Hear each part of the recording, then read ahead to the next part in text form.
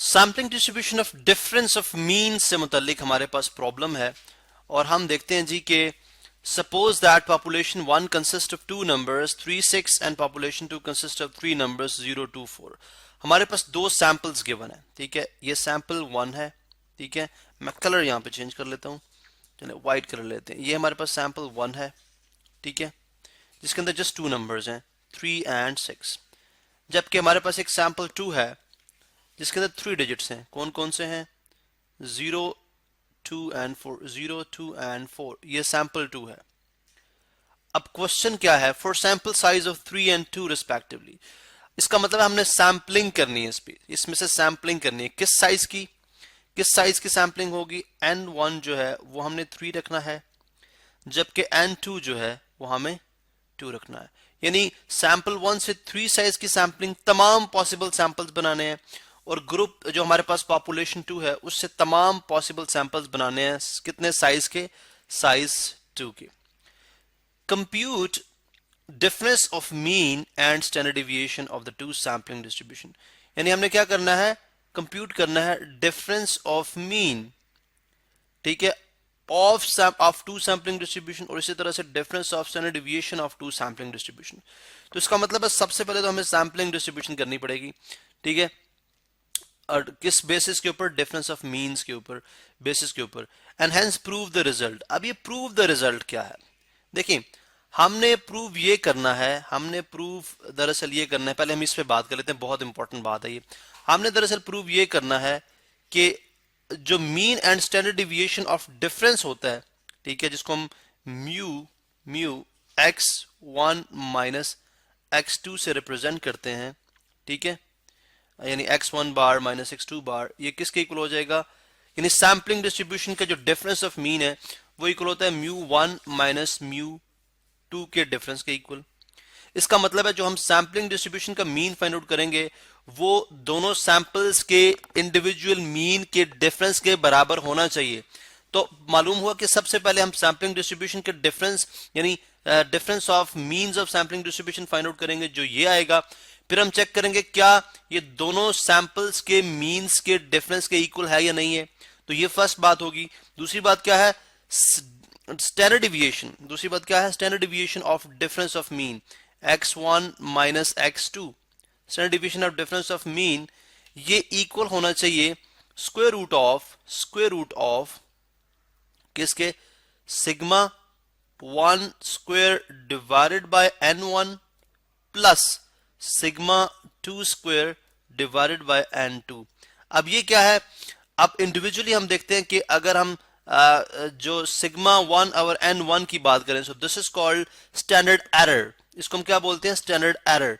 यानी जो किसी सैंपलिंग डिस्ट्रीब्यूशन का जो स्टैंडर्ड डेविएशन होता है वो square root of sigma square over population, ये साइज ऑफ पॉपुलेशन के बराबर होता है। यानी किसी भी स्टैंडर्ड डेविएशन का अगर मैं स्टैंडर्ड डेविएशन फाइंड आउट करता हूं किसी भी सैंपलिंग डिस्ट्रीब्यूशन का, तो वो किसके इक्वल हो जाएगा? स्क्वायर रूट सिग्मा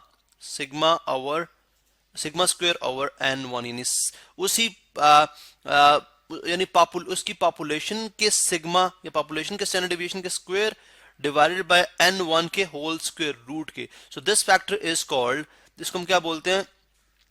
इसको हम बोलते हैं यानी स्टैंडर्ड डिविएशन ऑफ x, ठीक है, किसी भी सैंपलिंग डिस्ट्रीब्यूशन की x बार की जो ये स्टैंडर्ड डिविएशन ऑफ मीन कह लें वो इक्वल होता है square root of sigma square x over n1। तो उसी की बेसिस पे जो लास्ट हमने रिजल्ट प्रूव किया था कि स्टैंडर्ड डिविएशन जो डिफरेंस होती है वो भी बेसिकली सम के इक्वल ही होती है, ठीक है, यानी उसमें भी हम सम करते हैं, तो लिहाजा हमने ये रिजल्ट ऑलरेडी प्रूव कर रखा है।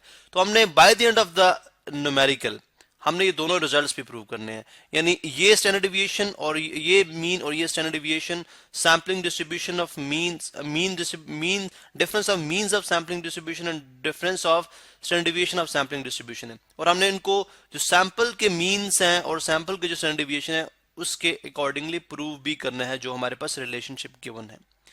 तो होपफुली आपको क्वेश्चन जो है यहाँ पे समझ आ चुकी है। अब हम क्वेश्चन पे देखते हैं जी ये किस तरह से किया जाएगा, ठीक है, how can we do that. चलिए मैं इसको रिमूव कर देता हूँ, एंड पे हम ये रिजल्ट्स दोबारा से लिख लेंगे और प्रूव कर लेंगे। तो सबसे पहले तो जो सबसे पहला स्टेप हमारे पास वो क्या है, सबसे पहले हमने सैम्पलिंग करनी है। सैम्पलिंग, सैम्पलिंग एंड सैम्पलिंग, यानी बार बार सैम्पलिंग करेंगे, तमाम पॉसिबल सैंपल्स बनाएंगे। ठीक है, चलो जी हम स्टार्ट करते हैं सैंपल्स बनाना। ठीक है, चलें जी सबसे पहले हम सैंपल्स बनाते हैं। पॉपुलेशन 1 के साइज 3, सैम्पलिंग साइज हमें रखना है 3। दैट मीन्स के देखें, और ये इंपॉर्टेंट बात जो मैंने यहां पे भी मिस की है वो क्या है, ये सैम्पलिंग होगी विद रिप्लेसमेंट, विद रिप्लेसमेंट। ठीक है, विद रिप्लेसमेंट। दैट मीन्स कि अगर मैं फर्स्ट टाइम 3 पिक करता हूं, ठीक है, तो नेक्स्ट टाइम पिक से पहले मुझे 3 को वापस रखना है। नेक्स्ट टाइम पिक से पहले मुझे 3 को वापस रखना है। इसका मतलब है कि हमारे पास अगर फर्स्ट टाइम 3 आता है, अगर फर्स्ट टाइम 3 आ जाए तो देयर इज ए पॉसिबिलिटी कि सेकंड टाइम भी 3 आ जाए, और देयर इज ए पॉसिबिलिटी कि थर्ड टाइम भी 3 आ जाए। ठीक है, इसी तरह से अगर मैं फर्स्ट टाइम 3 पिक करता हूं तो there is a possibility second time भी 3 आ जाए, लेकिन पॉसिबिलिटी ये भी है कि थर्ड टाइम अब 6 ना आए, 3 ना आए 6 आ जाए।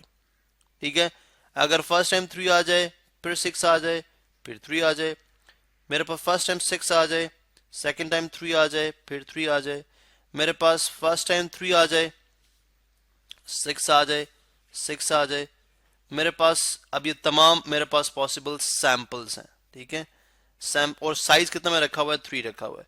इसी तरह से मेरे पास ये भी पॉसिबिलिटी है कि फर्स्ट टाइम 6 आए, फिर 3 आए, फिर 6 आ जाए, और मेरे पास ये भी पॉसिबिलिटी है 6 आए, 6 आए, 3 आए, एंड ये भी पॉसिबिलिटी है 6 आ जाए, 6 आ जाए एंड 6 आ जाए, और मेरे पास ये भी पॉसिबिलिटी है, बल्कि हमारे पास ये कंप्लीट होगी 1 2 3 4 5 6 7 8 एग्जैक्टली। चूंकि हम कैसे फाइंड आउट करते हैं, हमारे पास जो साइज है, आई मीन जो पॉपुलेशन का साइज है वो 2 है, सैंपल साइज हमने 3 रखना था। दैट मीन्स हम 2 को 2 की पावर 3 ले लेंगे, 2 की पावर 3 ले लेंगे, which is equal to 2 times 2 times 2, और ये हमें कितना दे देता है 8।